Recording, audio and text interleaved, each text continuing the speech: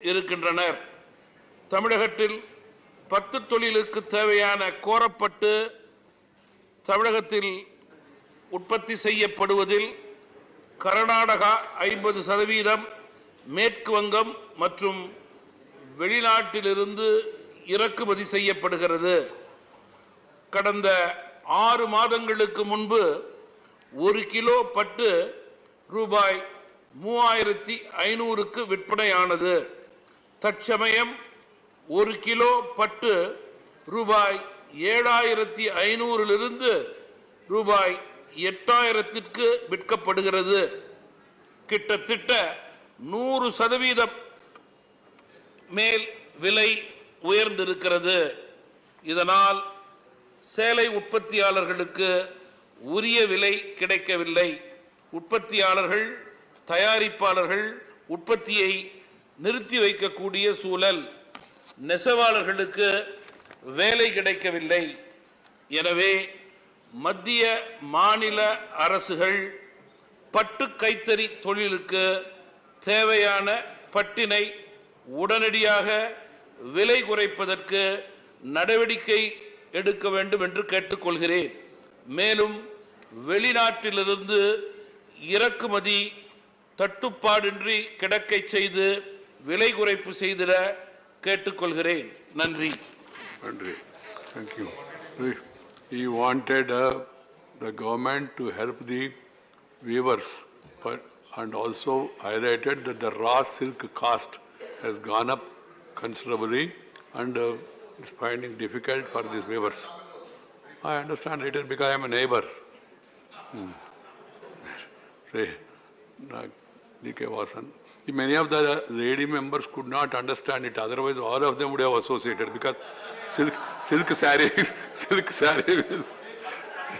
pattu saree. Sri Sanjay Singh. Right. धन्यवाद sir, आपने इस महत्वपूर्ण विषय पे मुझे अपनी बात रखने का मौका दिया। मान्यवर, पंजाब, शहीद आजम भगत सिंह का पंजाब, जलियांवाला बाग कांड में अपनी प्राणों की आहुति देने वालों का पंजाब, लाला लाजपत राय जी का पंजाब, और दुर्भाग्य देखिए मान्यवर कि उस पंजाब की अपनी आज एक राजधानी नहीं है इतने वर्षों के बाद। 1966 में मान्यवर पुनर्गठन एक्ट के तहत चंडीगढ़ में यह नियम बनाया गया मान्यवर कि 60% पंजाब के कर्मचारी होंगे, 40% हरियाणा के कर्मचारी होंगे, और जो 60% पंजाब के कर्मचारी होंगे मान्यवर, उसमें पंजाब के सर्विस के नियम उनके ऊपर लागू होंगे। अभी केंद्र सरकार ने एक फैसला लिया मान्यवर, जिसमें यह कह रहे हैं कि चंडीगढ़ के अंदर केंद्र सरकार की सेवा नियमावली लागू होगी, केंद्र सरकार के सर्विस रूल्स वहां पे लागू होंगे। मैं समझता हूं ये पंजाब के अधिकारों का हनन है मान्यवर, वहां की सरकार की अधिकारों का हनन है मान्यवर, और इसलिए हनन है क्योंकि जो कॉन्ट्रेक्चुअल एम्प्लॉय वहां पर रखे गए हैं बहुत सारे पंजाब सरकार के भी हैं मान्यवर। अभी हमारे मुख्यमंत्री भगवंत मान जी ने फैसला लिया कि जो ठेके के कर्मचारी हैं उनको हम परमानेंट करेंगे। अब जो चंडीगढ़ में ठेका कर्मचारी हैं उनके भविष्य का क्या होगा मान्यवर? उनको जब चाहेंगे आप निकाल के बाहर कर देंगे। तो मुझे यह लगता है कि इस प्रकार से जब बाबा साहब डॉक्टर भीमराव अंबेडकर की परिकल्पना रही है, संविधान की हमारी भावना यह है कि भारत यूनियन ऑफ स्टेट्स है, भारत एक संघीय ढांचा है, राज्यों से गठित एक भारत की हम कल्पना करते हैं जिसमें राज्यों के अधिकार सुरक्षित रहेंगे। तो पंजाब का जो अधिकार चंडीगढ़ में है, पंजाब के कर्मचारियों का जो अधिकार चंडीगढ़ में है, वो हमारी केंद्र सरकार क्यों छीनना चाहती है, क्यों लेना चाहती है? इसलिए आपके माध्यम से मैं इस सरकार से निवेदन करूंगा कि ऐसा किसी भी तरीके का प्रयास आप ना करें। आप चुनाव में लड़े, जीते, हारे, वो एक अलग विषय है, लेकिन उसके कारण से एक चुनी हुई राज्य सरकार के अधिकारों के, वहां के कर्मचारियों के अधिकारों को छीनना मैं समझता हूं बहुत दुर्भाग्यपूर्ण है, और इस प्रकार का कोई भी नियम, कोई भी कानून केंद्र सरकार को चंडीगढ़ में नहीं लागू करना चाहिए। बहुत बहुत धन्यवाद। श्री अरनाथ सिंह यादव, सॉरी, श्री संजय राउत। सर, संजय राउत। मैं आपके माध्यम से हमारे देश के, हमारे समाज के अत्यंत उपेक्षित वर्ग की बात, उनकी वेदना आपके सामने रखना चाहता हूं। और उपेक्षित वर्ग है शिक्षक। 2 दिन पहले मुझे कोयला खदान शिक्षक संगठन के लोग मिले और उन शिक्षकों की यातना, अन्याय देखकर मैं हैरान रह गया। सर, कोल इंडिया जो है उनके तहत BCCL, ECL, CCL, MCL इत्यादि कॉरपोरेशंस काम करते हैं और उनके माध्यम से कोलेरी स्कूल चलाते हैं। लेकिन ये सभी स्कूलों के जो शिक्षक हैं वो अभी आंदोलन कर रहे हैं। उनकी मांग क्या है? बहुत छोटी मांग है सर। उनको, शिक्षकों को एटलीस्ट मिनिमम वेजेस मिले, वो जो नहीं मिल रहा है। कॉन्ट्रैक्ट लेबर के बराबर भी उनको वेतन नहीं मिल रहा है। एक अमानुष शोषण है शिक्षकों का। हमारे देश में एजुकेशन फॉर ऑल, सर्व शिक्षा अभियान के तहत लाखों करोड़ों रुपए खर्च हो रहे। कोल इंडिया को भी इससे भारी फंड मिल रहा है, लेकिन ये जो शिक्षक है, कोल कर्मियों के बच्चों को सिखाते हैं, उनको फ्री एजुकेशन देते हैं, वो अभी भी उपेक्षित है। करीब 40-45 साल से ये कोलेरी स्कूल जो है उनके जरिए गरीब परिवार बच्चों को पढ़ाया जाता है, लेकिन उन बच्चों को पढ़ाने वाले शिक्षक आज भी उपेक्षित है। देश भर में कोल इंडिया के करीब 2000 शिक्षक हैं और जिनको सिर्फ 5 या 4 हज़ार रुपये की मामूली सैलरी मिलते हैं। वो भी 6-6, 7-7 महीने तक उनको इंतजार करना पड़ता है और आफ्टर रिटायरमेंट उनको एक पैसा भी उनको लाभ में नहीं मिलता है। अब ये शिक्षक भूखे रहेंगे, उनके परिवार भूखे रहेंगे, तो क्या लोगों को, बच्चों को शिक्षा देंगे? सर, कोल इंडिया में आज भी पैसा पानी की तरह बहाया जाता है। एक तरफ कोयला खदान शिक्षकों को मिनिमम वेज नहीं मिल रहा है और दूसरी तरफ कोल इंडिया लिमिटेड में कमर्शियल एजुकेशन इंस्टीट्यूट को करोड़ों रुपया बांटा जा रहा है। सर, पिछले 5 साल में कोल इंडिया और उसके सब्सिडीज ने लगभग 2000 करोड़ रुपए CSR के तहत खर्चा किया है, लेकिन अपने ही शिक्षकों को वेतन देने के लिए उनके पास पैसा नहीं है। ये बहुत दुखद बात है।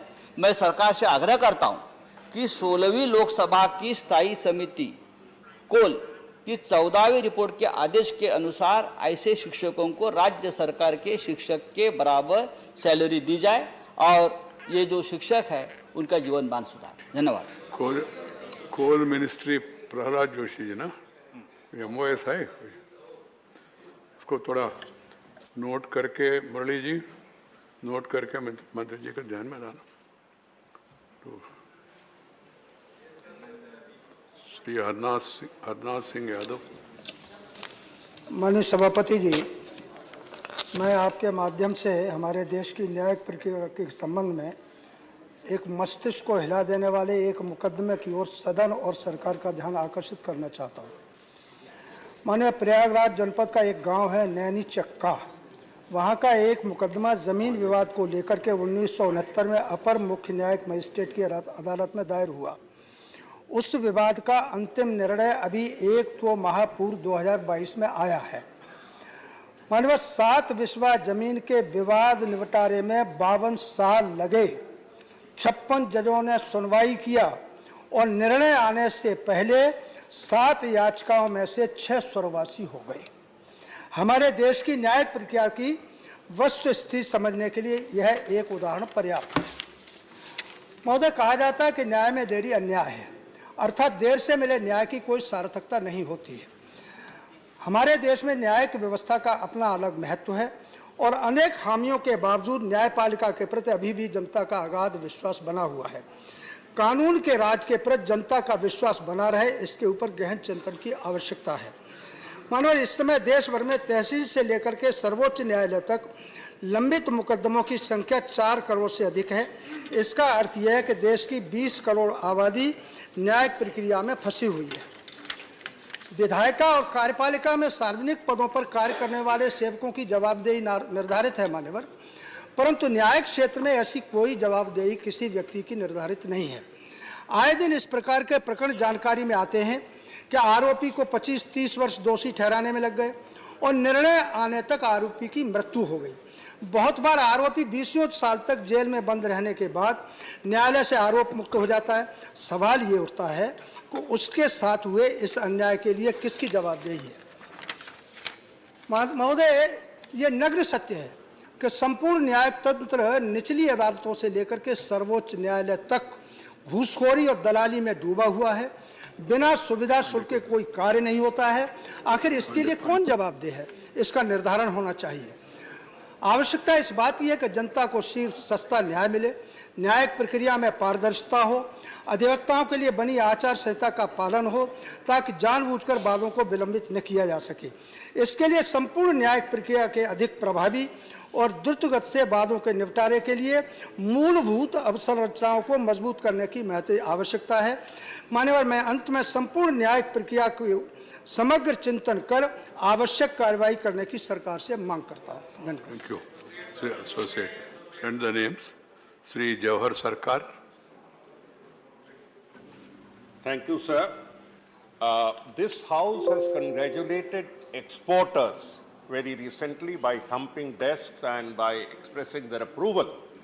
But we need to take a look at the actual reality of where these exporters are being harassed by the system. Sir, I had the opportunity to work both in commerce and finance, and I'm aware of what is going on. So therefore, the plea that I make is like this. Computerization and faceless assessment of income tax has served its purpose, is serving a good purpose. I have no doubt about it. But having said that, it has cut down, it has expedited disposal, cut down malpractices, but the same should be extended in letter and spirit to GST.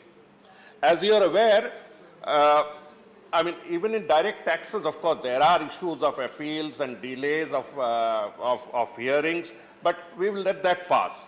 Where exports are concerned, as you know, exporters are entitled to a reimbursement of the GST paid.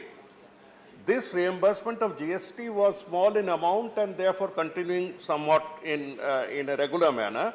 But of late, with the increase in GST rates and increase in value, the amount has become so big for most exporters that they are being put into unnecessary trouble. Even the major problem is, I'll explain a particular example. A class of exporters go to claim their refund of GST, and just one word is put on their assessment saying mismatch. Mismatch. And that once the word mismatch goes, other bills are passed. Therefore, the word goes around that you come and meet us. I'm not saying that corruption is particular to any government. It has been happening, and what all we need to do is, in a transparent system, make it more difficult to be that. Now, I'm suggesting the way out also, sir. This everything is on computer. We know who claimed what on what date. When a simple, dangerous word like mismatch is put, it needs to be explained in the public domain what was mismatch. Number one. Number two, if it is on the net, vigilance and other officials can see. And number three, when number is skipped and payments made, it's cause for concern. Don't jump numbers without a particular cause. Sir, if the Finance Ministry adopts this practice, they will be able to improve not only GST operationalization, but also help the cause of exports at a time when we direly need foreign exchange. Thank you, sir. Thank you, George. The suggestion is worth considering. If it is happening, it should be addressed to Srimati Phulo Devi Netam. अध्यक्ष महोदय, आपने ये महत्वपूर्ण विषय पे बोलने का ध्यान आकर्षण करने का मौका दिया, आपको बहुत बहुत धन्यवाद देती हूँ। अध्यक्ष महोदय, टीबी की बीमारी लंबे समय से भारत के लिए बड़ी स्वास्थ्य समस्या बना हुआ है, जो समाज के सबसे कमज़ोर वर्ग के लोगों को विषम रूप से प्रभावित कर रहा है। WHO की ग्लोबल टीबी रिपोर्ट 2021 के अनुसार 26 लाख टीबी मरीज यानी विश्व के 1/4 भारत में है। टीबी केस मृत्यु दर वर्ष 2019 में 17% और 2020 में 20% हो गई है। 2019 में टीबी के 24 लाख मामलों की तुलना में वर्ष 2020 में 18 लाख मामले दर्ज किए हैं। कोरोना के कारण टीबी मरीज का टेस्ट, ट्रीट और ट्रैक नहीं हो पाया है। अध्यक्ष महोदय, कोविड-19 महामारी के प्रबंधन के लिए स्वास्थ्य सेवा पर बड़े बोझ भारत में टीबी नियंत्रण उपायों को गंभीर रूप से प्रभावित किया है। अब जब भारत कोविड महामारी से धीरे धीरे बाहर निकला तो एक बार फिर से टीबी रोग पर प्रमुखता से ध्यान देने की आवश्यकता है। अध्यक्ष महोदय, मैं आपके माध्यम से निवेदन करना चाहूँगी कि टीबी रोग के उन्मूलन के लिए सरकार एक उत्तरदायी स्वास्थ्य प्रणाली को लागू करे, जिससे गरीब कमजोर वर्ग के लोगों को लाभ दे सके। धन्यवाद। धन्यवाद माँ। श्री विकास Ranjan Bhattacharya. I'm rising to raise an issue which is known to everybody. The nutrition is the fundamental task of the government to ensure so that the children come up healthily. But we find, though the funds were allotted, the funds remain not spent. I find from an analysis made by an organization that up to March 2021, though 56% of the allotted fund was distributed by the government of India, but the states, respective states, did not at all spend, barring a few. Unfortunately, the states like Uttar Pradesh, Punjab, Arunachal Pradesh, and West Bengal, they did not spend the money or could not spend the money. Did the government of India have thought of any mechanism by which they can ensure that these funds, which are for the poorest of the poor people, are properly utilized? And do they think of finding out a mechanism to ensure that the funds allotted are spent in a good manner? This is the question which the government minister concerned should take note of. Thank you. Central government can release funds and also see that they are spent in a proper manner, but spending or not spending, once it is given to state, that has to be taken care by the state. Sri Ajay Pratap Singh. Ajay Pratap Singh. माननीय सभापति महोदय, मध्य प्रदेश में जनजाति वर्ग की भू संपदा को मध्य प्रदेश भू राजस्व संहिता की धारा 170 खा का संरक्षण प्राप्त है। इसके तहत जनजाति वर्ग की भू संपदा केवल जनजाति वर्ग के मध्य ही की जा सकती है। एक निश्चित वर्ग में विनिमय होने के कारण यह भू संपदा अत्यंत सस्ते दर में परस्पर विनिमय की जाती है। इसका लाभ अब अन्य वर्ग के लोग उठा रहे हैं। ऐसा जानकारी में आया है कि अन्य धर्मावलंबी भोली भाली आदिवासी कन्याओं से विवाह करके उनके नाम पर जनजाति वर्ग की से भू संपदा को खरीदते हैं और कालांतर में उत्तराधिकार नियम के तहत वो भू संपदा उन धर्मावलंबियों के नाम पर हो जाती है। इससे जनजाति वर्ग अपनी भू संपदा से हाथ धो रहा है, उसकी सभ्यता और संस्कृति पर आक्रमण हो रहा है, जनसांख्यिकी आक्रमण हो रहा है। अतः मैं सरकार से मांग करता हूं कि इस संबंध में आवश्यक कार्रवाई करने के लिए या तो मध्य प्रदेश सरकार को निर्देशित करें अथवा केंद्रीय स्तर पर कोई कानून बनाएं। माननीय सभापति महोदय, जनजाति वर्ग की परिभाषा के तहत ये कहा गया है जो आबादी से, शहरी आबादी से दूर रहते हैं और प्राकृतिक आधार पर जीवन यापन करते हैं।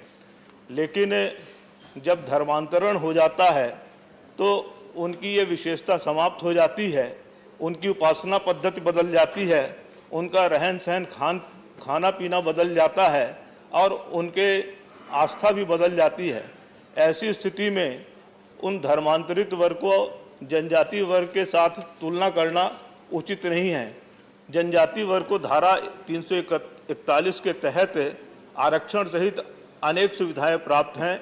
मेरा आपके माध्यम से केंद्र सरकार से आग्रह है कि जो धर्मांतरित वर्ग है, जिसको जनजाति वर्ग की सुविधा प्राप्त है, जब वो धर्मांतरित हो जाता है तो उसको इस आरक्षण सहित अन्य सुविधाओं की परिधि से बाहर होना चाहिए, जिससे कि जनजाति वर्ग जो भारत में है उसकी विशेषता, उसकी संस्कृति, उसकी सभ्यता, इसकी सुरक्षा की जा सके।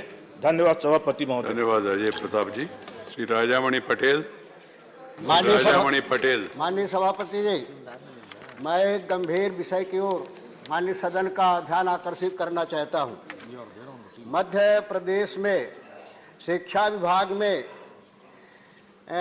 शिक्षा वर्ग 1 के 2018 में भर्ती के लिए विज्ञापन निकाला गया था, जिसमें 17,000 पद शिक्षा विभाग के और जनजातीय कार्य विभाग के 2,000 पदों के लिए विज्ञापन जारी हुआ था और 19 में उसकी परीक्षा भी संपन्न हुई और इसकी मेरिट लिस्ट भी बनी और 2020 से 21 के बीच में सूची बना करके सत्यापन किया गया और उनमें 27% आरक्षण भी ओबीसी को दिया गया, जिसमें 8,292 नए पदों की नियुक्ति आदेश जारी किया गया। 11 विषय में ओबीसी के 27% आरक्षण दिया गया, लेकिन राजनीति, विज्ञान, भूगोल, इतिहास, संस्कृति एवं माध्यमिक शिक्षक वर्ग 2 में ओबीसी को केवल 14% आरक्षण दिया गया। माननीय सभापति महोदय, 13% आरक्षण पद बिना किसी वजह के होल्ड कर लिया गया है और 13% चयनित अभ्यर्थियों के नियुक्त नहीं की जा करके उनके संवैधानिक हकों का हनन किया जा रहा है। इसके संबंध में चयनित शिक्षक संघ द्वारा आंदोलन किया जा रहा है, ज्ञापन दिए गए, लेकिन कोई कार्रवाई नहीं हो रही है। मैं माननीय सदन से सरकार से आग्रह करना चाहता हूं कि इस गंभीर मामले पर हस्तक्षेप करें ताकि ओबीसी के चयनित शिक्षकों को की नियुक्ति जारी की जा सके। Very good. अच्छा राजामणि जी। श्री सुरेंद्र सिंह नागर। सभापति जी, पहले कोरोना लॉकडाउन के दौरान रेलवे मंत्रालय ने दिल्ली से चलने वाली, देश में चलने वाली लोकल ट्रेन्स को, ईएमयूज को बंद करने का निर्णय लिया। दिल्ली से उत्तर प्रदेश के बीच दिल्ली दनकौर, दिल्ली से खुर्जा और दिल्ली से अलीगढ़ के बीच चलने वाली ईएमयूज को भी बंद करने का निर्णय लिया था। कोरोना की सारी पाबंदियां खत्म हो गई हैं और इन ईएमयूज से हजारों दैनिक यात्री दिल्ली, अलीगढ़, खुर्जा और गौतम बुद्ध नगर के बीच यात्रा करते हैं, जिसमें नौकर पेशा नौकरी करने के लिए लोग आते हैं, छोटे व्यापारी अपना व्यापार करने के लिए आते हैं और छोटे दुग्ध उत्पादक जो हैं वो अपना डिब्बों से दूध की आपूर्ति दिल्ली के लिए करते हैं। इन ट्रेनों को चलाने के लिए रेल मंत्रालय ने घोषणा भी की थी कि इनकी ईएमयूज को शुरू कर दिया जाएगा, लेकिन 2 वर्ष से ज्यादा समय होने के बावजूद इन लोग ईएमयूज को अभी तक इनका संचालन नहीं शुरू किया गया। मैं आपके माध्यम से रेल मंत्री जी से मांग करता हूं कि दैनिक यात्रियों की परेशानियों को देखते हुए, नौकरी पेशा के लोगों की परेशानियों को देखते हुए, छोटे व्यापारियों की परेशानियों को देखते हुए इन ईएमयूज को तुरंत प्रभाव से संचालन शुरू किया जाए। धन्यवाद। Send the names. Dr. L. Hanumanthaya. Thank you, Chairman sir. Sir, according to the World Air Quality Report... One second. You have 2 minutes because there is one more member, Mausam Noorji. Yes. You get 2 minutes, please. Okay. World Air Quality Report released by IQ Air, sir. The microscopic PM 2.5 pollutant is 58.1 micrograms per cubic meter, which is more than the WHO air quality standards. Sir, Delhi is the worst, which ranks 4th globally polluted and 20 times above the WHO quality, sir. So, top 10-15 more polluted cities in the globally are in India. Sir, list of 100 more polluted cities, 63 are in India, sir, which is very scaring, and we have to be very careful and take action on this. Sir, the report says residents of Delhi and Lucknow and surrounding cities, their life expectancy a decade less because of this air pollution. That is what, otherwise they would have lived 1 decade more than what they are living now. So this is the report, sir. Sir, all metro cities of the country except Chennai, the air pollution levels in the year 2021 is expected more than the available cities in the country. Sir, the economic cost of the crisis in India is estimated $150 billion. That is what is expected. Sir, my suggestion is, at least the major problem is vehicular emission and industrial pollution. Sir, I request the government, at least they should take all metro cities to be on CNG so that the pollution will come down. And planting of trees has to be made mandatory. That is what my request is. So thank you, sir. So as my colleague has already stated many datas, I would like to just add that in India, Bhiwadi in Rajasthan, closely followed by Ghaziabad in UP, occupy the first and second most polluted cities in India. So in the list of the most polluted countries in the world, India ranks 5th. And so it is very alarming that the levels of PM 2.5, a marker of the severity of pollution, is high throughout the country, with no city in the country meeting the safe limit of 5 micrograms per cubic meters. Sir, a recent report has revealed that the air pollution will reduce the life expectancy of 40% of Indians 9 years, causing 1 death every minute. Sir, therefore, I would, sir, like to request that, sir, every citizen of a country has the right to clean air. So I would request the government to take adequate measures to improve the air quality of our country. Thank you, Mosam ji. Shri Deepak Prakash, 2 minutes, because there are 2 more people. Sir, Jharkhand के साहेबगंज जिला में पवित्र गंगा का धारा प्रवाह होती है sir, और वहां पर पिछले दिनों में सर, वहां पर पानी जहाज, जिसको वहां पर फेरी कहा जा सकता है, उसके डूबने से करीब 50 लोगों की मृत्यु हो गई सर। हमको सब लोगों को जानकारी है सर कि वहां पर फेरी और पानी जहाज रात को चलने की उसमें अनुमति प्रदान नहीं की गई है, लेकिन सर दिन में कम वहां पर पानी जहाज चलता है, रात को ज्यादा चलता है। इसके पीछे कारण क्या है सर कि वहां पर जो खनन माफिया है सर, खनिज संपदा के जो लूटते हैं सर, वे लोग वहां पर रात को उसी के माध्यम से लोगों को तस्करी करने का काम करते हैं सर। वो पानी जहाज खनिज संपदा की तस्करी का मुख्य स्रोत बन गया, परिचालन का वो कारण बन गया सर। मेरा आपसे निवेदन है सर, निवेदन है कि सर उसमें 50 लोगों की मृत्यु हुई है सर, और खनिज संपदा वहां पर इस प्रकार से तस्करी हो रही है, अवैध खनन हो रहा है कि कई पहाड़े वहां पर सफाचट हो चुका है सर। इसलिए मेरा आग्रह और निवेदन है सर कि ये तस्करी बंगाल में जाता है सर, वहां से खनिज संपदा बिहार में जाता है और बांग्लादेश में भी जाता है।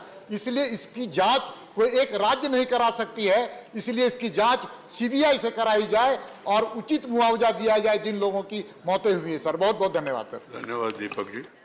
श्री दीपेंद्र सिंह हुदा। साहब महोदय, कश्मीरी पंडित हमारे देश में एक ऐसा वर्ग है जिसको अपने ही देश में, अपनी मातृभूमि में विस्थापित कहलाना पड़ा।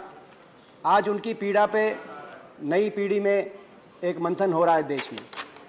जम्मू के बाहर कश्मीरी पंडित सबसे ज़्यादा दिल्ली और हरियाणा के एनसीआर क्षेत्र में यहाँ पर आकर बसे हैं। इनके लिए अलग अलग सरकारों की अलग अलग नीतियाँ रही हैं। हरियाणा की पूर्ववर्ती हुड्डा सरकार ने आर्थिक सहायता की नीति शुरू करी थी, जो 2005 से शुरू करके समय समय पर बढ़ाकर 2014 तक 5,000 प्रति व्यक्ति आर्थिक सहायता की नीति चल रही थी। हरियाणा की मौजूदा सरकार में वो नीति बंद है। एक और तो वहाँ हरियाणा में बंद है, दूसरी ओर दिल्ली में मात्र 3,000 रुपये प्रति माह की आर्थिक सहायता दी जा रही है। सरकार को एक और तो 1 प्लेस सेटलमेंट, कश्मीर वैली के अंदर जमीन एक्वायर कर एक satellite township one place settlement की ओर पुरजोर प्रयास करने चाहिए, तो दूसरी ओर पूरे देश में हर प्रदेश सरकार को एक सी नीति, हर जगह हरियाणा में 2014 तक 5,000 रुपए प्रति माह की सहायता मिल रही थी। अब महंगाई को देखते हुए कम से कम दुगनी तो होनी ही चाहिए, और हर प्रदेश में, चाहे दिल्ली हो चाहे हरियाणा हो, हर जगह एक सी आर्थिक सहायता की नीति लागू करवानी चाहिए, ऐसी मेरी मांग है। धन्यवाद दीपेंद्र सिंह, धन्यवाद। Question hour Sasmit Patra will preside over the question hour today. Is retiring this thing. 286 nearest check. क्या 286? Honorable Minister. Answer is laid on the table of the House. First supplementary.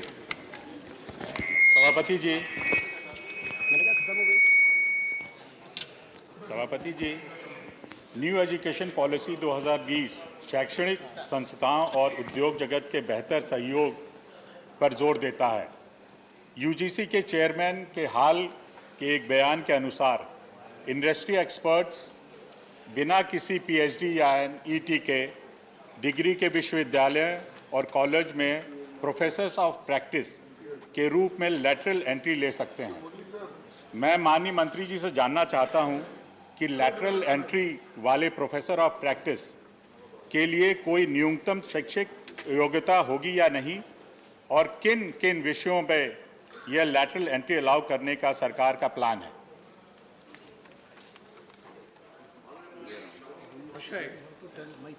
Honorable member has raised a relevant question.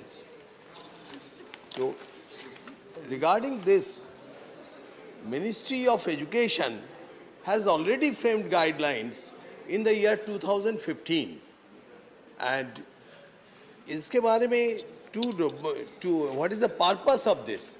The purpose is to encourage quality and involvement of academicians, scholars, practitioners, policy makers, and to make a robust collaboration between the academia and industry. And in these, definitely there are some guidelines, and the guidelines are, usually they have to be reputedly qualified. It may be they may have MTech or PhD, but they should have the experience of 15 years. They may be reputed scientists, scholars, industrialists, and primarily they have to take the decision from the department. Then department will send it to a committee, and the committee is consisting of the director of the institution, head of the concerned department, dean, and the dean research and consultancy, dean academic affairs, representative of the Senate from the postgraduate institution. And this is a robust mechanism, and it does not hamper the sanctioned post of the UGC. This is very important. Thank you. Second supplementary. मेरा दूसरा सवाल यह है सरकार से कि इस संबंध में फैकल्टी रिक्रूटमेंट के रूल्स और को रिवाइज करने के लिए कोई कमेटी का गठन हुआ है? यदि हाँ, तो इसका ब्यौरा क्या है और ये रिपोर्ट कब तक आ जाएगी? Honorable Minister. हाँ, ऑनरेबल सभापति महोदय, माननीय सदस्य, he has expressed his anxiety, but I have already given the answer in my previous answer. There is a definitive mechanism by the Ministry of Education guidelines and also from the University Grants Commission. And there is a committee, the departmental procedure, and they will send. And everything is in this. What will be, how many times he has to come, and what will be his remuneration, that remuneration on the visit basis, and extreme limit, maximum limit, it should not cross 1,20,000 per month. Thank you. Shri M. Thambudiraiji. Chairman, sir, the minister explained and give the detail regarding the qualification of the professors appointing the universities. Sir, there is danger in this, what the minister's policy said. Because the qualification is very important. MA or MSc or BTech, MTech, PhD. PhD is the very essential thing for teaching profession. Because teaching profession involves the research also. That aptitude must be there, that qualified person to come and teach. Sir, industry experience may be there. Nowadays, even IAS officers, so many people are getting PhD. There are chances All to get member, a PhD. the question, please. Therefore, sir, I'm telling you, sir, when there is a chance for getting such kind of PhD qualification, experience can be, you can relax. Which teaching experience? The industry experience you can take. Suppose if it in agriculture is, somebody is there, is also doing that, without thinking whether you will appoint as a professor there, an agriculture man in that department. Therefore, it's a dangerous thing. Qualification PhD must be essential, encouraging, but the experience is different, which can be relaxed, that can be used for the industry or any other person. Whether the minister will consider on this, sir. Honourable Minister. I would like to clear the honorable senior member. He has raised a good question, but at the same time, we have made a robust mechanism. How? That they should have the degree, but we have given the relaxation for what? They may not have PhD, but they have the vast experience. And the purpose of this is there should be, let me finish, there should be the bonding between academia and the industry. And the requirement of the industry should be known to the academician. And similarly, not only it is a one-way traffic, sir, this is a both-way traffic. Even the academia can go to the industry so that industry may be enriched. Thank you. Shri S. Selva Ganapati ji. Thank you, Chairman, sir. The Minister has given a clear view that the selection is being done by the committee. My question is, how do the committee evaluate the teaching ability and do they follow any selection procedure? Even the PhD holders are expected to clear UPSC without any educational background. And how are they being selected by the committee? What is the procedure is being followed? Honorable Shahapati Mahoday, honorable member has raised a good question. Definitely, selection process is a very well experienced and well examined. First of all, the respective department of the institution will take the names, and their names will be given to a committee. And committee is consisting of director from the institute, head of the concerned department. They will not any anpar admi ko nahi lenge. Who is in the industry, and well educated and well experienced, at least 15 years experience. And they are reputed in their field, in the science, arts, and everywhere, in the scholars. But at the same time, during teaching, yes, what your honorable member has expressed his anxiety, that is regarding the teaching will be done by the academician and the professor of practice. Thank you. Professor of practice and professor of the theory. Both will teach the students. Thank you. Dr. V. Sivadathan ji.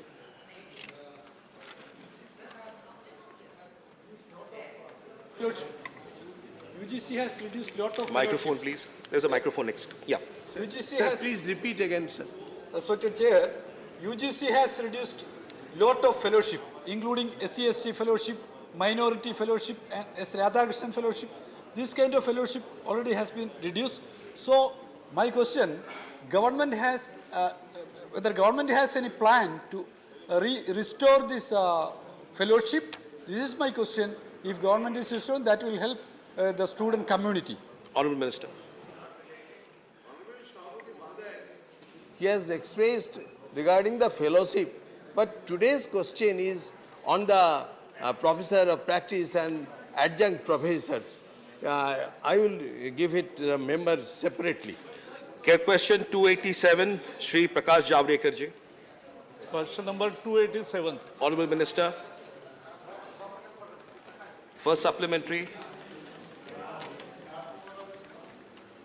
एक अच्छी बात है कि female participation rate बढ़ रहा है, education में भी, स्किल में भी और एम्प्लॉयमेंट में। तो मेरा ये क्वेश्चन है कि पिछले 7 सालों में कितने नए ITI या महिला कितनी सीट्स बढ़ी ITI में और वोकेशनल इंस्टीट्यूट्स? Honourable minister. हमारे माननीय सीनियर संसद सभ्य श्री ने महिलाओं में रोजगारी और एजुकेशन बढ़े, इसलिए बहुत ही अच्छा आज सवाल पूछा है। जैसे महिलाओं के लिए special women ITI, national vocational training centre, regional vocational training centre, most of block level पे और डिस्ट्रिक्ट लेवल पे हमने खोल दिए और उसके बाद वो ट्रेन होके अपनी तरीके से वो आत्मनिर्भर बने, इसलिए एक सब जगह हमने मोस्टली ITI खोल दिया। फिर भी कोई जगह अगर नहीं है तो माननीय संसद सभ्य से मैं रिक्वेस्ट करता हूँ कि वो अपनी डिमांड मुझे मंत्रालय में भेज दे, मैं वहाँ ओपन करवा दूंगा। Second supplementary. ITI में फिर से एक बार सवाल पूछना चाहता हूँ कि अगर जानकारी है, नहीं तो बाद में लिखित भी दे सकते कि कितने नए ITIs खुले, क्योंकि बहुत खुले हैं, और इसमें महिला सीट्स कितनी बढ़ी है, क्योंकि that tells the story of what has actually happened on ground. Honorable Minister. With your permission, sir, firstly, let me compliment you for your diligent service to the House. Thank you. And as the erudite senior colleague knows, that this government is committed to emancipation of women, especially through skilling.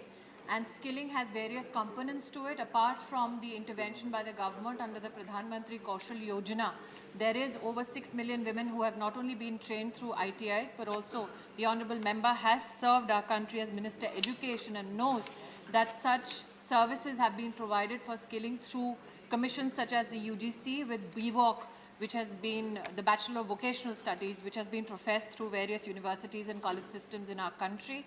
Insofar as skilling, one of the greatest skill sets today in modern India that women particularly can celebrate is the digital literacy campaign that the Honorable Prime Minister has started under a program called PM Disha, where over 4 crore Indians have been digitally made literate, of which 54% are women. The Honorable Member has also positioned himself to support emancipation of women economically, and hence would like to celebrate the fact that this is a government which for the first time has ensured gender responsive procurement, so much so that now PSUs in our country have been directed that up to 3% of their procurement has to be done from female entrepreneurs, including GEM, which has now over 1.2 lakh women who are registered as entrepreneurs so that they can sell their wares to governments at the center and in the state. Malanaya Mausam Noorji.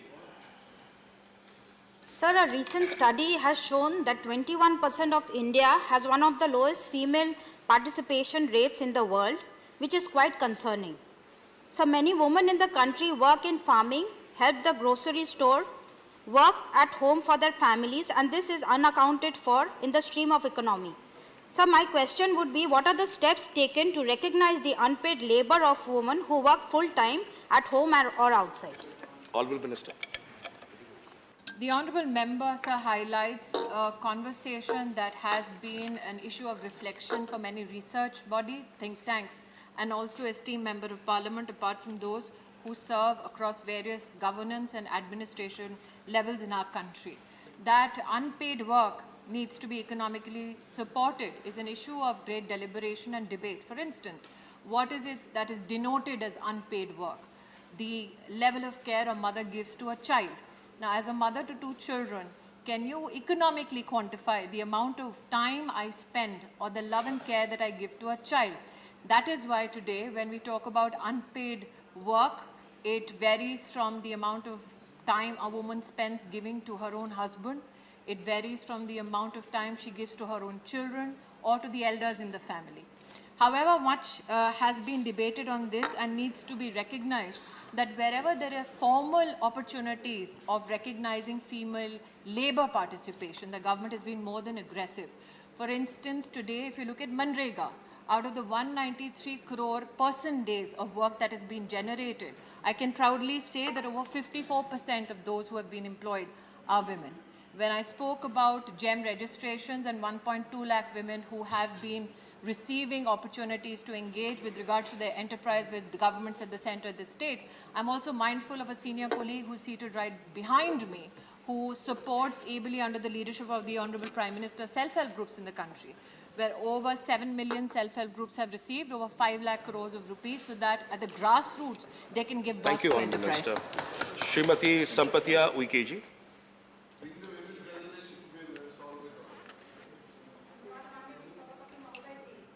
आपके माध्यम से जानना चाह रही थी माननीय मंत्री जी से कि मुद्रा लोन योजना के तहत पे आदिवासी महिलाओं के लिए कोई विशेष प्रावधान एवं छूट रखी गई है क्या, ताकि वे इस योजना का लाभ ले सकें।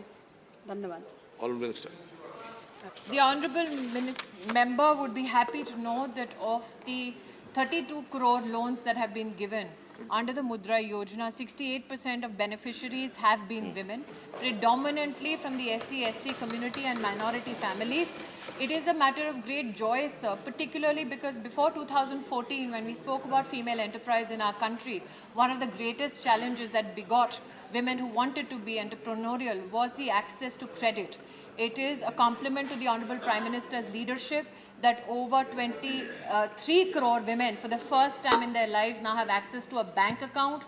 They have approached formal banking institutions, presented their business plans and received 68% of the support out of the Mudra Yojana, which was not gender inclined, however was to support small businesses. And sir, through you, I'd like to tell the House and the rest of the country that when you look at NPAs, women have had less than 1% NPAs. So it is great investment when you support a woman financially. Shri M.M. Abdullah ji. Pani Abdullah ji.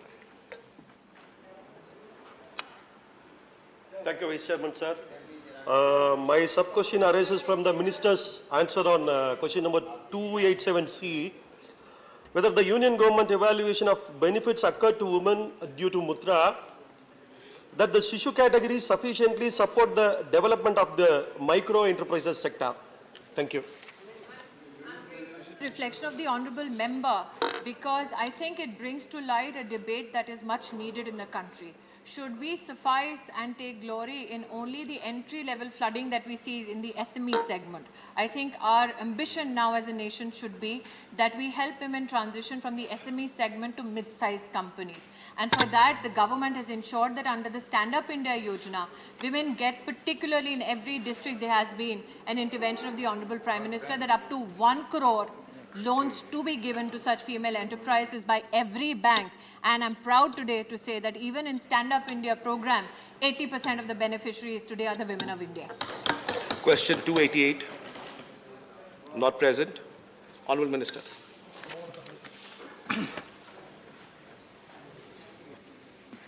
Manya Shri KTS Tulsi ji, your question.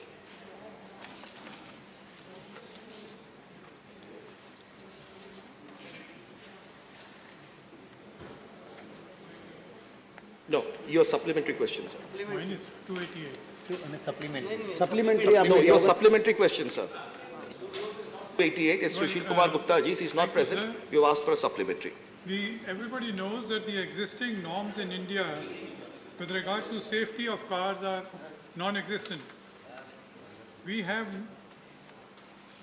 only the global new car assessment program to lean on, but we need to have Bharat new car assessment program.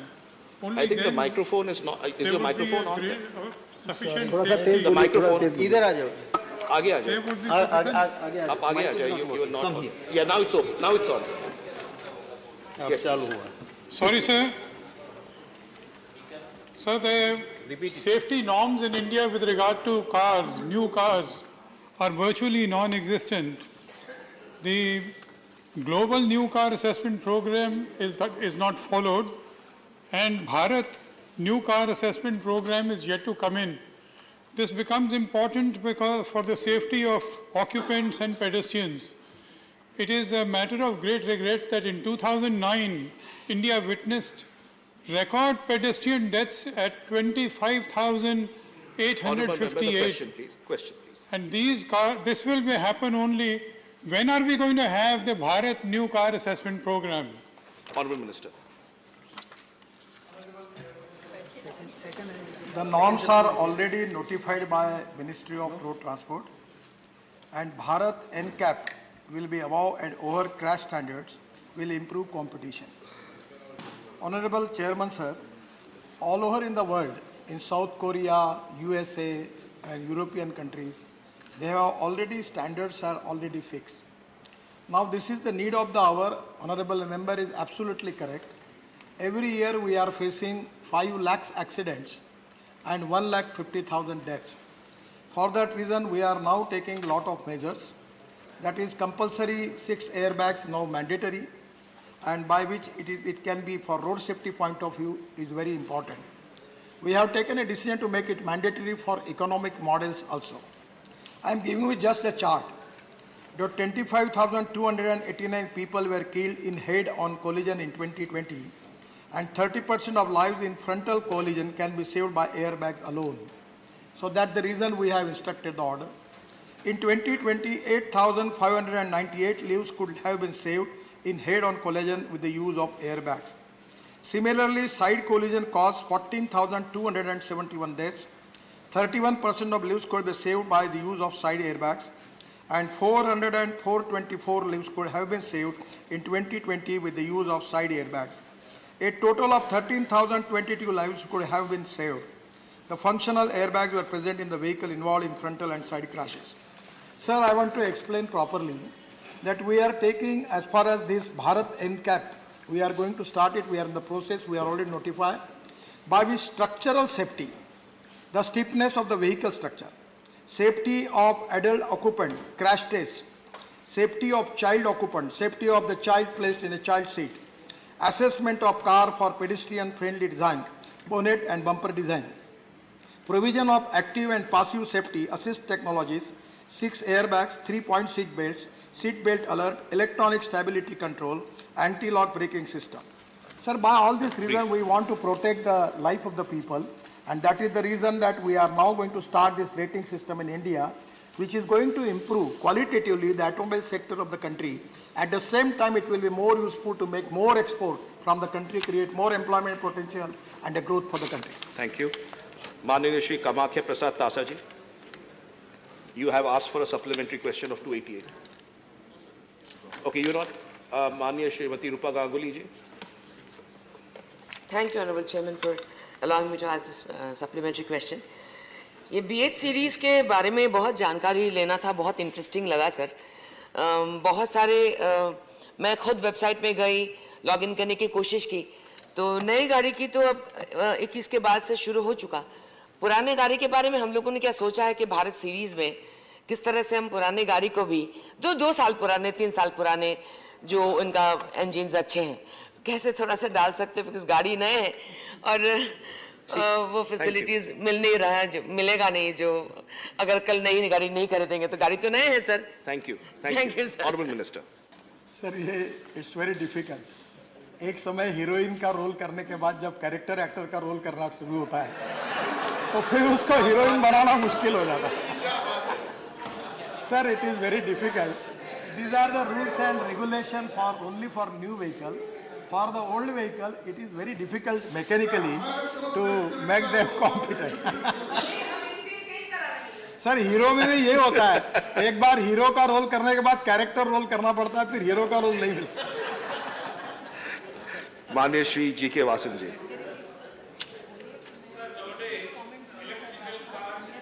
Electrical scooters are encouraged because of pollution.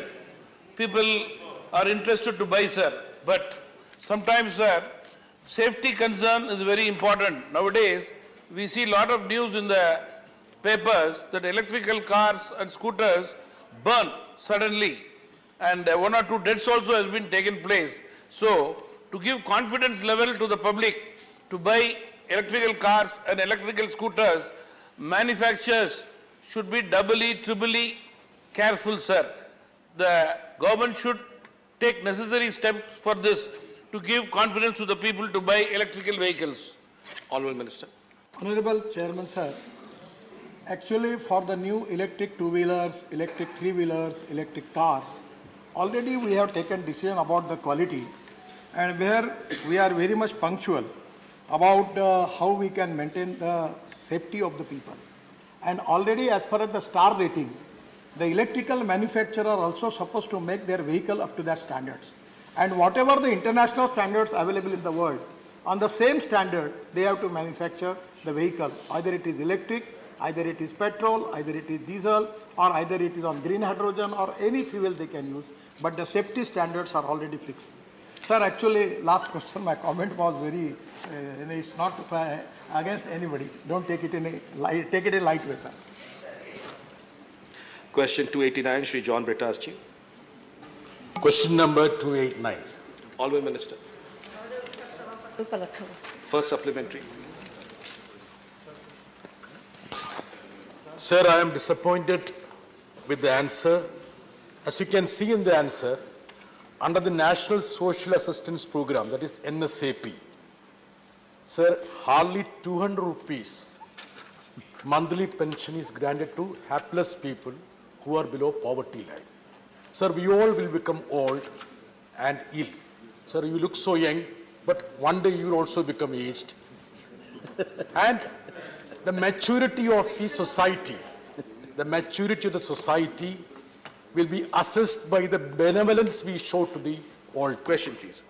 Sir, my question is that the 200 rupees pension that has been fixed for those people who are below poverty line has been fixed long back, almost 10 years back. Considering the stagnant position of this pension and inflation, will the government yield to the demand of increasing this meager pension? Honourable Minister. माननीय सभापति महोदय, एक वृद्धजनों और दिव्यांग और विधवाओं से संबंधित ये प्रश्न है।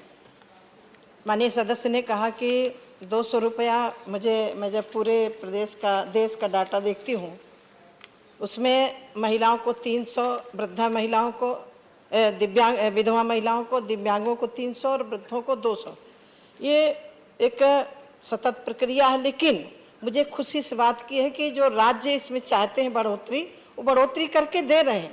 कई राज्य हैं जहां 2000 से ऊपर दे रहे हैं, कई राज्य हैं 1500 दे रहे हैं, तो राज्य इसमें चाहे तो बढ़ा सकते हैं। लेकिन महोदय 2011 की जनगणना के अनुसार ये जो वेतन पैसा दिया जा रहा है, उसके साथ साथ और भी ऐड हुआ है।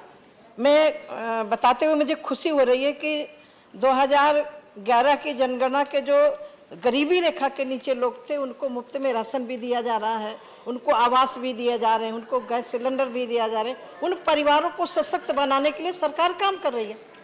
Second supplementary. So the minister has been trying to say that it's a responsibility of the states. Are they, adding burden of the states without increasing the resource of the states? My question, second supplementary would be like this. Sir, will the government relax the conditions attached to this pension scheme? Now only those people who are under the poverty line are considered. And second thing is that... One question. So part B of the question is that the number of people who avail the pension and the yearly allocation for the same. Honourable Minister. उपसभापति महोदय, माननीय सदस्य ने जो विषय रखा है, ये विषय बड़ा गंभीर विषय है। भारत सरकार ने इसके लिए थर्ड पार्टी एवल्यूएशन कराया। उन्होंने कुछ टिप्पणियां दी है जो मैं राज्यों के पास भेजा हूं। लाभार्थियों की पहचान बीपीएल के स्थान पर सामाजिक आर्थिक गणना 2011 जो सोशियो इकोनॉमिक कास्ट सेंसस, अभी तक हम बीपीएल से करते थे।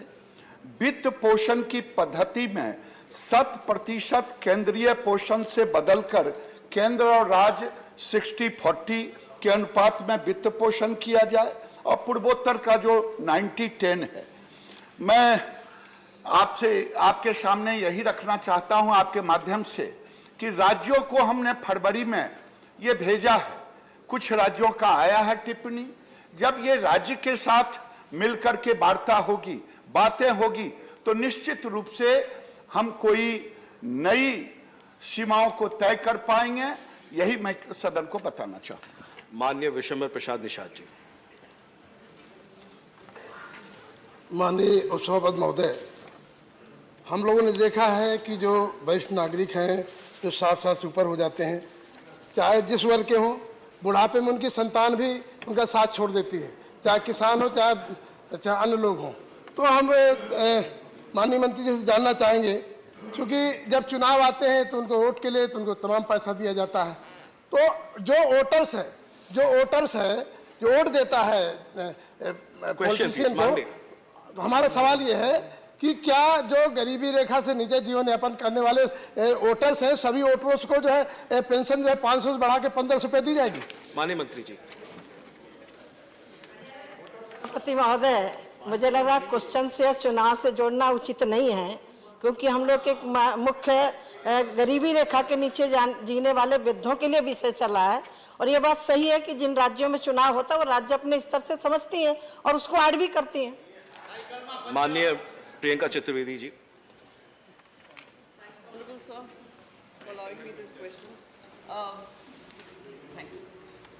सर, मेरा सवाल बस यही है आपके माध्यम से कि high cost of living, high inflation rates हैं, सीनियर सिटीजन जो रिटायर हो गए हैं उनके इंटरेस्ट रेट पे जो इंटरेस्ट रेट है सेविंग्स पे वो भी कम होते जा रहे हैं। क्या केंद्र सरकार इस पे किसी तरीके की स्टेप्स लेगी जिससे आने वाले समय में, जो अब बार बार हमें जवाब दे दिया जाता है, जैसे मैं बजट के में भी रिक्वेस्ट की थी, जवाब ये दे दिया जाता है कि बैंक लोन भी तो उपलब्ध हो जाता है कम इंटरेस्ट रेट पर। उस उम्र में सीनियर सिटीजन्स के पास और कोई उपाय नहीं है कि जाकर लोन लें। Can there be some measures that are introduced to be able to make their life a little easier considering the high inflation cost and low savings interest? Honourable minister. पति महोदय, हमारी एक बहन ने क्वेश्चन इस विषय पर पूछा है। रिटायरमेंट होने वालों को तो ऑलरेडी पेंशन मिलती है, चाहे वो राज्य के कर्मचारी हो चाहे केंद्र के कर्मचारी हो। ये शुद्ध रूप से उन लोगों के लिए है जो 2011 की जनगणना के अनुसार है, वो राज्यों को सूचित कर दिया गया। Thank you. माननीय श्री महेश पोद्दार जी। महोदय, हमारे मंत्री महोदय बहुत सहृदय हैं और बड़े दिल वाले हैं, इनके बहुत वक्तव्यों से लगता है। महोदय, ये योजना सिर्फ उन लोगों के लिए है जो बिलो पॉवर्टी लाइन है, पहला। दूसरा, इसमें भी उम्र का भेदभाव, 79 वर्ष तक वालों के लिए 200 रुपया, ऊपर वालों के लिए 500 रुपया। क्या मैं महोदय से आग्रह कर सकता हूं उन गरीबों के लिए, गरीब वृद्धों के लिए, कि कम से कम उम्र की सीमा तो खत्म कर दी जाएगी और वो चाहे जितना देना चाहें एक समान रूप से सारे वृद्धों को, सारे गरीबों को देंगे, जो मोदी सरकार भी इस मामले में बहुत श्रद्धेय है। महोदय। माननीय मंत्री। मैंने पहले ही सदन को कहा कि ये फेडरल स्ट्रक्चर की सरकार है और राज्य से हमने मांगा है और राज्यों के साथ मिलकर के जब कोई एक नई स्थिति बनेगा तो जो माननीय सदस्य ने रखा है वो भी उसमें विषय आएंगे। सारी विषयों को समाहित करते हुए राज्य के साथ मिलकर के ही हमें करना होगा, चाहे प्रियंका जी का विषय हो चाहे इनका विषय। Question 290 Shri Sushil Kumar Modi ji. Only the question number. Honorable Minister. उत्तर सदन पटल पर रखा गया है। First supplementary. उपसभापति महोदय, मैं माननीय मंत्री से ये आग्रह करूंगा कि there is a 17 seat quota that is known as a sponsoring authority quota in each and every केंद्रीय विद्यालय that is being used by the district collector। तो ये जो 17 का कोटा प्रति विद्यालय में, हर एक विद्यालय में 5 इन क्लास 1, हर एक सेक्शन में 10 इन ऊपर में and 2 discretionary quota, so that comes about 22,000, जिसमें न तो कोई मेरिट है न कोई रिजर्वेशन है। तो मैं माननीय मंत्री से यह आप को सुझाव देना, आग्रह करना चाहूँगा कि जो 22,000 स्पॉन्सरिंग अथॉरिटी का जो कोटा है, क्या सरकार इसको समाप्त करने का विचार करती है? माननीय मंत्री जी। सभापति महोदय, माननीय विद्वान सदस्य आदरणीय सुशील कुमार मोदी जी ने जो चिंता जाहिर की है, निश्चित रूप से समय समय पर ये चर्चा राज्यसभा में भी और लोकसभा में भी उठती रही है, केंद्रीय विद्यालय में नामांकन से संबंधित। और अभी आपने देखा पिछले दिनों लोकसभा में भी ये चर्चा हुई है और आदरणीय अध्यक्ष जी के नेतृत्व में उन्होंने नियमन दिया है चेयर से कि सभी नेताओं का, सभी दल के नेताओं के साथ एक विस्तृत इस पर चर्चा होगी और उसके बाद निर्णय लिया जाएगा। तो मैं आज इस सदन के माध्यम से मैं आदरणीय सदस्य से ये कहना चाहती हूँ कि ये लगभग सभी की ये चिंता है, तो विभाग ये तय किया है आपकी सभी के साथ चर्चा करके, और जैसा आप सबका निर्णय होगा विभाग गंभीरता से इस पर विचार करेगी। महोदय, मैंने जिक्र किया था sponsoring authority quota. This is not MP quota, this is sponsoring authority quota, which is different from MP quota. Now my second supplementary कि मैं सबसे पहले तो शिक्षा मंत्री को धन्यवाद देना चाहूँगा जिन्होंने अपना MP कोटा जो था वो उन्होंने MP मिनिस्ट्रियल कोटा जो था उसको उन्होंने समाप्त कर दिया है। मैं माननीय मंत्री से यह आग्रह करना चाहूँगा, यह सुझाव देना चाहूँगा कि MP कोटा को बढ़ाना संभव नहीं है, बढ़ा भी देंगे तो भी लोगों की नाराजगी बनी रहेगी। तो क्या सरकार मंत्री कोटा जिससे से समाप्त कर दिया है उसी प्रकार क्या MP कोटा को भी समाप्त करने का सरकार विचार रखती है? माननीय मंत्री जी, please please please, honourable minister, माननीय तामदुरे जी, प्लीज प्लीज, सभापति महोदय, ऑनरेबल मिनिस्टर प्लीज स्टार्ट। चाहे किसी भी तरह का कोटा जो आदरणीय सदस्य ने कहा है, निश्चित रूप से जैसा कि मैंने पहले भी इस पर मैं कही कि लगातार इस पर चर्चा हो रही है कि आरक्षण नीति का पालन नहीं हो रहा है या अन्य और जो भी विसंगतियां हैं। तो फिर से मैं ये कहना चाहूँगी कि जो निर्णय हो सदन का और सभी के निर्णय पर सरकार विभाग गंभीरतापूर्वक विचार करेगी। माननीय Shri P Wilson ji. Deputy Chairman, sir.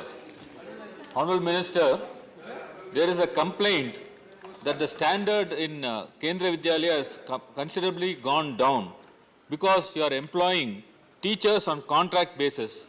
Will you fill the vacancies with regular recruitment? Honorable Minister. सभापति महोदय, लगातार आदरणीय प्रधानमंत्री जी के नेतृत्व में शिक्षा जैसे महत्वपूर्ण विषय पर आदरणीय प्रधानमंत्री जी काफ़ी चिंतित है और निश्चित रूप से ये सरकार भी चाहती है समय समय पर, जैसे जो नियुक्ति के संबंध में उन्होंने कहा, तो नियुक्ति एक सतत प्रक्रिया है। जैसे जैसे आवश्यकता होती है हम विभाग उस पर विचार करती है और नियुक्तियां करती हैं। तो निश्चित रूप से शिक्षा जैसे महत्वपूर्ण विषय पर आदरणीय प्रधानमंत्री यशस्वी नरेंद्र मोदी जी भी काफ़ी गंभीर हैं और शिक्षा विभाग समय समय पर शिक्षा की और बेहतर कैसे किया जा सके, निश्चित रूप से आप सभी के सुझाव से हम और बेहतर करने का प्रयास भी कर रहे हैं। माननीय श्री संजय सिंह जी। माननीय श्री संजय सिंह जी। चाहता हूं जो आदरणीय सदस्य सुशील मोदी जी के जवाब में उन्होंने, सर ये चल नहीं रहा, नहीं, माइक्रोफोन चल नहीं रहा है। माइक्रोफोन ऑनरेबल मेंबर का प्रेमचंद जी का माइक्रोफोन स्विच ऑन कर दीजिए। अभी आप लोग ज्यादा शुरू बोलता हो तो प्रॉब्लम होती है, माइक चालू कराते हो। ऑनरेबल मेंबर शुरू हो। माननीय, मैं माननीय मंत्री जी से पूछना चाहता हूं कि केंद्रीय विद्यालय के प्रति एक भरोसा, एक आकर्षण लोगों का है, इसके लिए आपको पहले तो बधाई देना चाहता हूं। देश के सभी लोग ये चाहते हैं कि उनके बच्चों को अच्छी शिक्षा मिले और केंद्रीय विद्यालय में अच्छी शिक्षा मिलती है। इसके कारण से चाहे गरीब आदमी, गरीब आदमी हो, आम आदमी हो, वो चाहता है केंद्रीय विद्यालय में उसके बच्चे का दाखिला हो जाए। सर, तो मैं तो माननीय आपके माध्यम से सरकार से अनुरोध करूंगा और मैं इनसे पूछना चाहता हूं, क्या केंद्रीय विद्यालयों की संख्या देश में बढ़ाने पर सरकार कोई विचार कर रही है, नंबर एक। और क्या अगर आप संख्या बढ़ा रहे हैं सर, तो क्या आप जो सांसदों का कोटा है उसको बढ़ाइए, अन्यथा 10 के कोटा में सिर्फ नाराजगी के अलावा हम लोगों को कुछ नहीं मिलता सर। Honourable minister. सभापति महोदय,